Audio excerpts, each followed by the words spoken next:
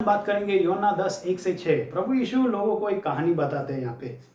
वो कहते हैं कि चरवाहा वो भेड़शाला के द्वार से प्रवेश होते हैं, लेकिन जो डाकू और चोर है वो कहीं और से चढ़कर वो भेड़शाला में प्रवेश करते हैं नुकसान पहुंचाने के लिए। तो हम देखते हैं ये डाकू और ये चोर कौन होते हैं।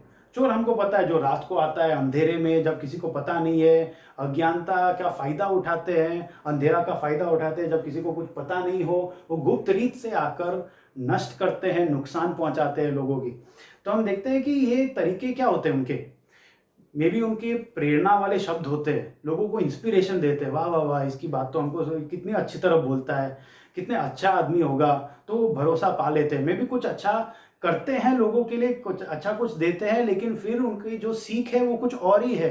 खुद की लालसाओं और खुद की प्रतिष्ठा के लिए मे बी वो काम करते हैं, परमेश्वर को तो महिमा करते ही नहीं है। मे बी वो ऐसे कुछ प्रभु के वचन से निकालेंगे तो हमको लगेगा हाँ इसके पास ज्ञान है, लेकिन उनकी सीख कुछ और ही होगी। तो हमको इसका ध्यान रखना है कि चोर ऐसे आते हैं, हमको पता भी नहीं चले कई बार, तो हमको सचेत रहना है। तो डाकू कौन है? डाकू वो है जो हमला करते हैं, जो सामने से हिंसा करते हैं, जो धमकी देते हैं, लोगों को डराते हैं ताकि वो उनके पीछे हो ले। तो हम देखते हैं वो फरीसी ने जैसे वो भिखारी को निकाल दिया मंदिर में से, तो समाज का तिरस्कार के डर से लोग उनके पीछे हो लेते हैं। ऐसे धर्मगुरु जो डाकू है वो लोगों के को उस भय और उस डर से पकड़ के रखते हैं ताकि वो उनके पीछे उनकी ही मार्गों में चले और सच्चाई को न जाने। तो हमको सचेत रहना है। इसलिए प्रभु यीशु ये शब्दों का इस्तेमाल करते हैं, सच सच मैं कहता हूँ, कि उसका मतलब हमको ध्यान से सुनना है, बहुत ध्यानपूर्वक हमको सोचना चाहिए और निर्णय बनाना है, हमको सचेत रहना है। तो हम देखते हैं कि अच्छा जो चरवाहा है वो द्वार से प्रवेश करते हैं, क्योंकि उनका हक है, उनके इरादे अच्छे हैं, उनके इरादे सच्चे हैं। तो प्रभु यीशु द्वार से ही आते हैं, वो अपने भेड़ों के पास आते हैं और द्वारपाल उनके लिए दरवाज़ा खोलते हैं, क्योंकि वो चरवाहे को पहचानते हैं। उसी प्रकार से बहुत प्रबोधक आए थे प्रभु यीशु से पहले, यूहन्ना बपतिस्मा भी आए थे और प्रभु यीशु के बारे में उन्होंने बोला कि ये आएंगे, उनके लिए मार्ग तैयार करो। तो प्रभु यीशु अच्छा चरवाहा है।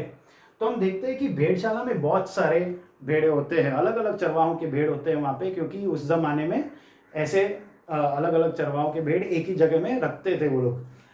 तो भेड़ के बीच में तो हम भेद कर ही नहीं सकते, भेड़ एक दूसरे के बीच में भेद नहीं कर सकते, वो तो उस चरवाहे का है, मैं इस चरवाहे का हूँ, नहीं, सब एक जैसे ही दिखते हैं, समान दिखते हैं। लेकिन जब वो चरवाहे का आवाज़ सुनते हैं, वो ही भेड़ उठकर उस चरवाहे के पीछे जाते हैं जो उनके चरवाहे का आवाज़ जानते हैं। तो प्रभु यीशु अपने भेड़ों का हर एक को नाम से वो जानते हैं, हर एक को नाम से बुलाते हैं। उसका मतलब उन्होंने अपने भेड़ों को एक पहचान दिया है और वो उनको जानते हैं।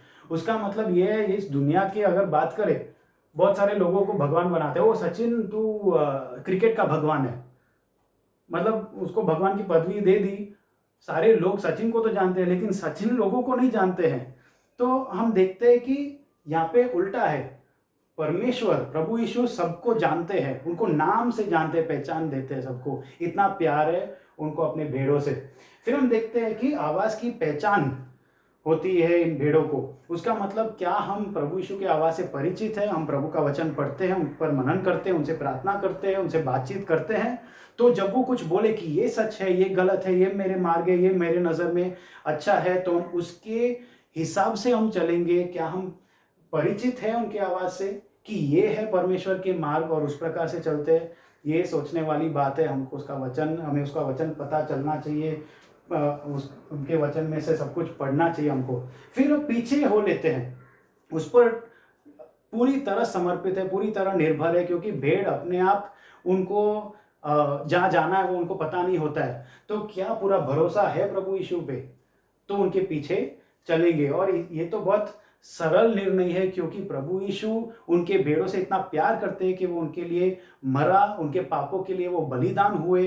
तो हम जानते हैं कि वो हमसे इतना प्यार करते हैं, उनके भेड़ उनके पीछे चलते हैं, वो पराये के पीछे नहीं चलते। उसका मतलब हमारा एक जवाबदारी एक भेड़ की तरह कि हम भेद करें। ये प्रभु यीशु का शिक्षण नहीं है ये किसी और का है, वो डाकू या कोई चोर का है, हमको ललकार रहे, हमको बहका रहे हैं और हमको नष्ट की ओर लेके जा रहे हैं, उनके पीछे, पराये के पीछे हम नहीं चलेंगे।